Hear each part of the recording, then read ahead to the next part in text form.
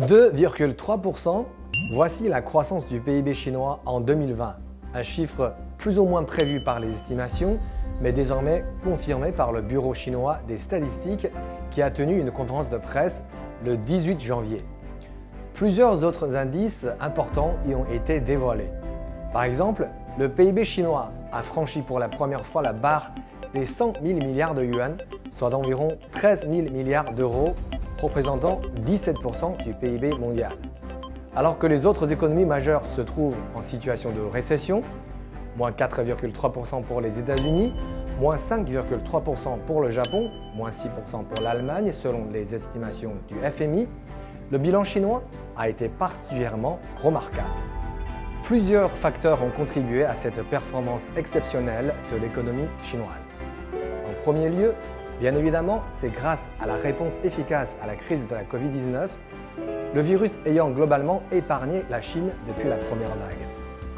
Ensuite, on peut citer son économie du numérique, l'une des plus compétitives au monde. Elle représente plus d'un tiers du produit intérieur brut porté par des groupes à forte croissance tels que Alibaba, Tencent ou Huawei. La technologie en nuage a atténué l'impact de la crise et permis aux échanges économiques, sociaux et culturels de se poursuivre. La Chine envisage d'ailleurs de construire plus de 600 000 stations de base 5G en 2021 pour accélérer cette transition vers un pays à la fois ouvert sur le monde et autosuffisant en matière d'innovation. L'innovation verte, notamment indispensable pour atteindre les objectifs climatiques de Beijing, radicalement rehaussés en septembre dernier, la Chine ambitionne d'atteindre la neutralité carbone d'ici à 2060. Si l'immense marché intérieur s'est révélé stratégique au maintien de la croissance chinoise en 2020, ses liens avec le monde extérieur, contrairement à ce que l'on pourrait croire, s'en sont trouvés consolidés plutôt que dégradés. Dans ce contexte de tension commerciale, la Chine est devenue au troisième trimestre l'an dernier le premier partenaire commercial de l'Union européenne devant les États-Unis.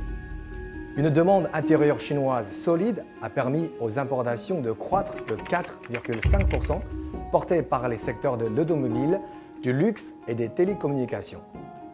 La coopération entre le plus grand pays émergent et le plus grand pôle de pays développés continue de se renforcer. La signature d'un accord de principe sur les investissements entre la Chine et l'Union européenne le 30 décembre dernier en est la preuve.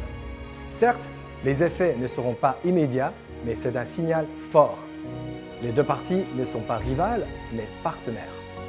La Chine a continué d'ouvrir son marché à l'Europe, mais aussi au reste du monde, à commencer par ses voisins, en signant le Partenariat régional économique global, RCEP, réunissant 15 pays d'Asie et d'Océanie, qui représentent plus d'un tiers du PIB mondial. Une autre illustration de ce processus est l'exposition internationale d'importation de Chine, dont la 4e édition s'est tenue à Shanghai en novembre dernier. Elle a permis la signature de près de 73 milliards de dollars d'accords, ce qui montre que la Chine ne se reposera pas exclusivement sur son marché intérieur, bien qu'il reste sa priorité stratégique. Le secteur chinois des exportations se porte bien lui aussi. Les usines tournent à plein régime pour répondre à la demande croissante de robots industriels, d'équipements informatiques et de circuits intégrés, des industries fortes d'une croissance à 2 chiffres en 2020. S'appuyant sur ces atouts, la croissance chinoise pourrait rebondir d'environ 8% en 2021 selon les estimations de la Banque mondiale, ce qu'aucun autre pays du G20 n'est actuellement en mesure d'atteindre. À en croire ces estimations, la Chine continuera à jouer sans doute le rôle de locomotive de l'économie mondiale en 2021.